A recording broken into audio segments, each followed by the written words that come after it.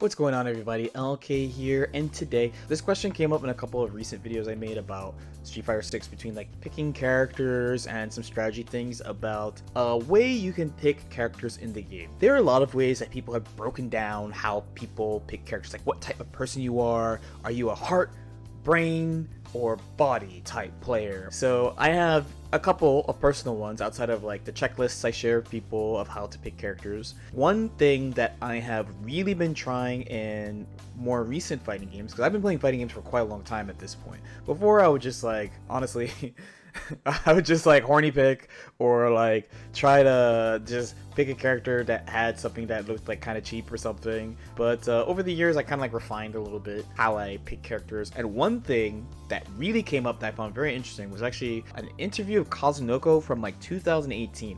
I almost want to say it's hearsay because I feel like I've tried to find this article, this interview, and I have this in my head. So basically they ask him, at this time in Dragon Ball FighterZ, this is like the Cell era, right? And the interviewer, it basically goes, "We noticed that you don't play Cell. Why?" And Kazunoko just goes, "I like fast characters in Japanese," right? This stuck with me for a long time in DBFZ, actually. It stuck with me for so long that I'm actually known for playing like a ton of teams in Dragon Ball FighterZ, but it's all really early. Like the longer I went, the less I started switching as I started kind of refining this thing. And then I kind of noticed that in Street Fighter that many top players play more than one character. In the past, it would usually be that you would play one, but you would learn others to like learn strategies and stuff. And of course, from the games where I'm from, like anime fighters, people generally play their main like that, like they're married to that main, like they will not drop their main almost no matter what.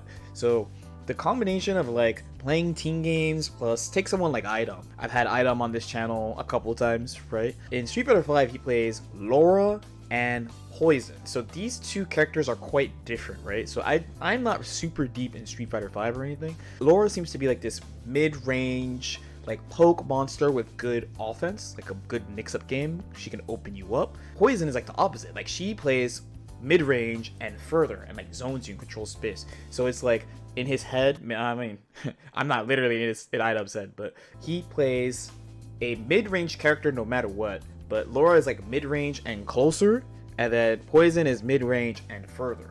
And now he has the flexibility of like, man, like it's really annoying to get in on this character, so screw it, I'm gonna zone them with big normals and poison stuff.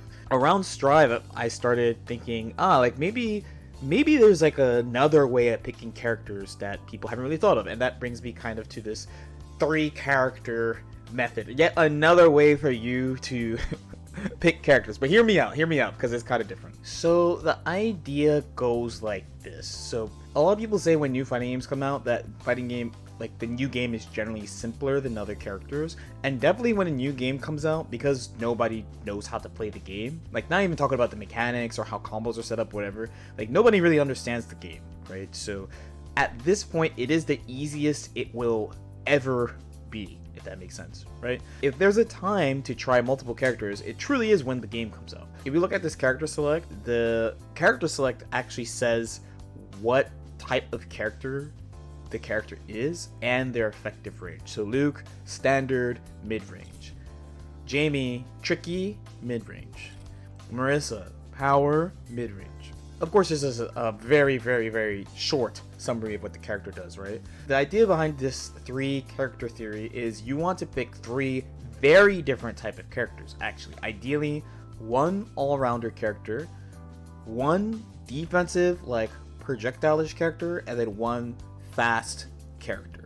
Fast slash mix-up B type character. So for standard characters, there's quite a few, even characters that are considered to be like tricky, like Jamie. In the end, like he has like tricky stuff, but he still kind of plays like a traditional mid-range. Luke, of course, just is the poster boy for the game. He's supposed to be new Ryu, basically. And then of course Ryu is like the classic. Ken, even though it's his power, Ken does have similarities to Ryu. He always does, but then he has like his own unique things for offense and things like that. For defensive, you have 2 ways of looking at it. You can do defense, parentheses, projectile, or defense, parentheses, something about them that lets you play defensively. So this is actually one of the main reasons I picked up Honda. So Honda is a defensive character where it's not projectiles, it's kind of him, you know, headbutt, he's the projectile type thing. Specifically, he's a character that I would not normally play, but he falls perfectly in this like 3 character theory here for my defensive choice. And then for speedy mix-up characters, you kind of have a ton depending on what you're looking at.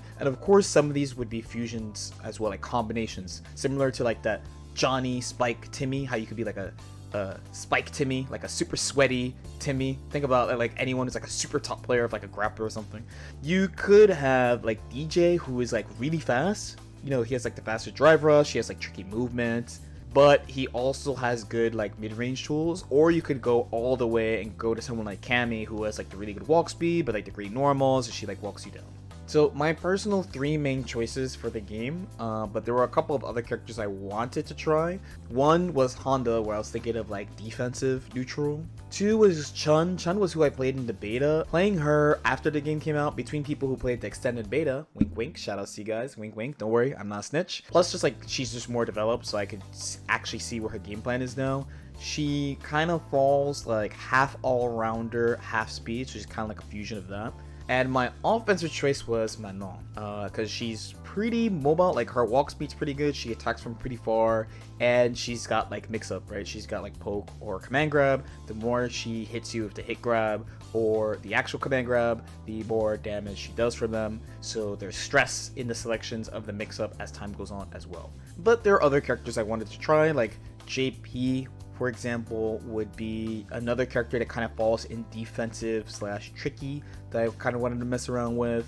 Guy was also another option, a defensive character. The only other real all-rounder I wanted to try was DJ. I actually think he somehow plays all 3 roles at the same time, because his fireball game's really good and his drive rush is really good, and he just has like a good mid-range poking game. I think he's just super complete in that way. So what does picking characters like this do? It does a few things. So 1, it gets you trying characters you might not necessarily play, which means you might learn something about rare characters faster. Take for example someone like Dhalsim. Dhalsim clearly falls into the more defensive camp. He's a pretty uncommon pick. If you decided to play him as your defensive character, you would learn a lot about fighting him by actually playing him. 2, especially in the fighting games where it's easy to pick up multiple characters, so games like Street Fighter. Street Fighter is pretty established that people play multiple characters, but also Mortal Kombat is coming out soon. So in Mortal Kombat, as the years have gone on, when MK9 started being at EVO, people were basically playing their mains, but by around like MK10, MK11, people are playing multiple characters pretty commonly, so it makes you hard to counterpick, because it's almost like a TCG. It's funny enough that we were talking about Johnny, Timmy, and Spike. By having very different play types, like fast, all-rounder, defensive, you can't really get locked out of a bracket because of your character, like a bad matchup, because you just have something to cover you all the time. In games with higher character power, it's kind of okay to have a couple of bad matchups. Like basically every character in Guilty Gear has like at least one bad matchup, but it's fine because you can usually just push through those. But for games where there's like less movement, it could be harder to get over a disadvantaged matchup, so it's good to have that type of all-around balance. And then the last thing that's really good about this, I think, is that it makes you patch-proof. It makes you patch-proof. If you're the type of person who's worried about your character getting nerfed to oblivion, having multiple characters will reduce the chances of your character getting nerfed and then you wanting to quit the game.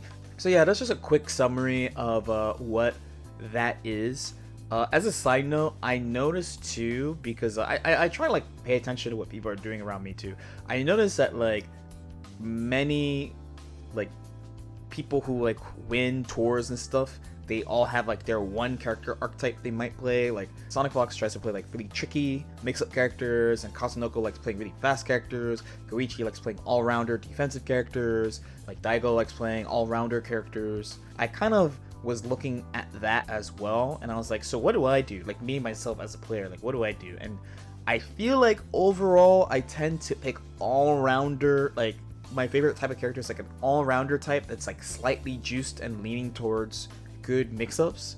Like slightly these type of characters exist. Like if you take like Milia from Guilty Gear, I don't think of her as a super fast pixie character. I think of her as like all-rounder type that's faster than she should be, and then also has good mix-ups. So this gets me playing more archetypes and also like kind of balances out how I interact with the game. So let me know what you guys think, if you have like a preferred character archetype you like to play, if you play multiple ones on purpose.